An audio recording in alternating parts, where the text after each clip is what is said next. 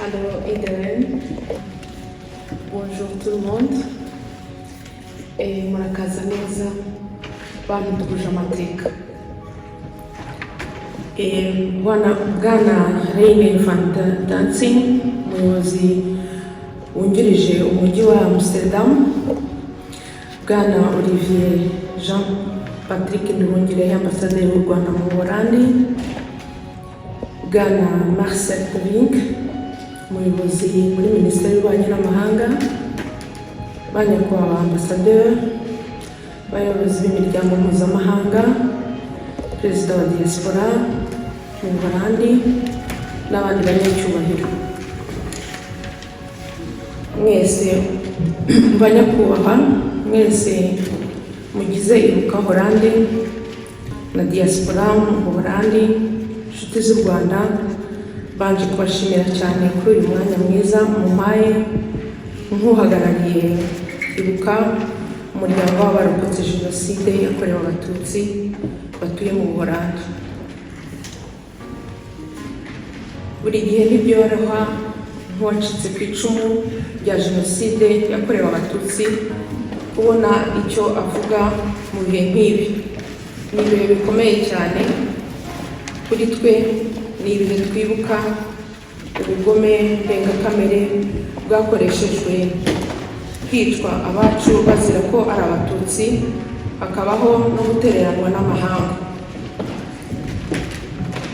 Gusa guhurira hafi uyu munsi mu gikorwa cyo gutahura urwibutso ni ihumure kuri twe, ni icyomoro cy'intimba twaterwaga no kubaho tutagira urwibutso.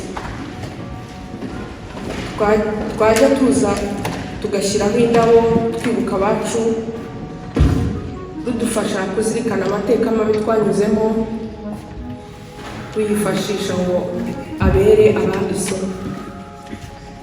Uko urwibutso rufasha kwigisha amateka, uru rwibutso ruzadufasha no kurwanya abapfobyi ba Jenoside yakorewe Abatutsi bavuga ko itabayeho. Urwibutso kuri twe kurugira biduha icyizere ko Jenoside itazongera kubaho ukundi. Umujyi wa Amsterdam by'umwihariko turabashimiye cyane bivuye ku mutima wanjye, bivuye no ku mutima w'abantu bose bayibuka, abantu bose baresikape ku byerekeye urwibutso. Ugeze hano ugira emotion y'urwibutso.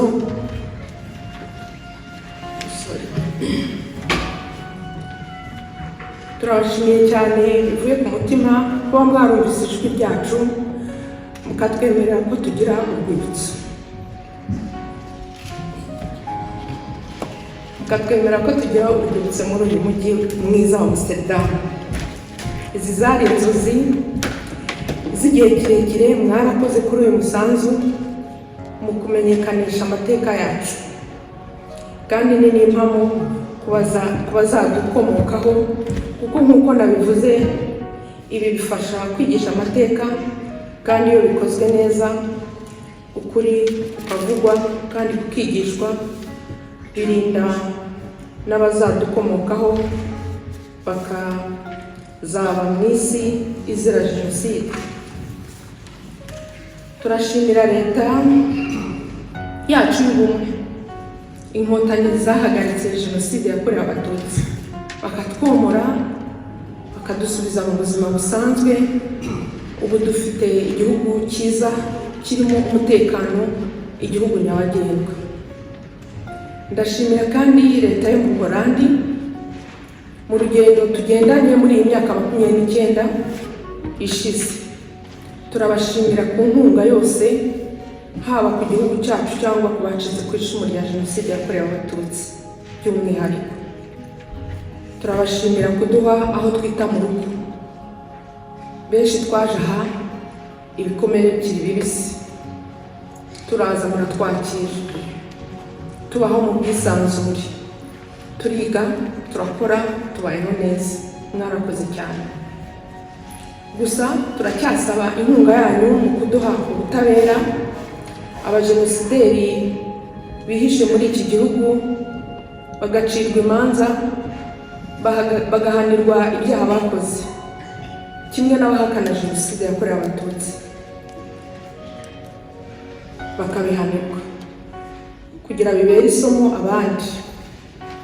Amateka yatwigishije ko umuco wo kudahana uri mu byatumye jenoside yakorewe abatutsi mu Rwanda yaragize ubukana bukomeye, kuko kuba mu minsi 100 gusa hari hishwe abatutsi barenga miliyoni byerekana ubwo bukana.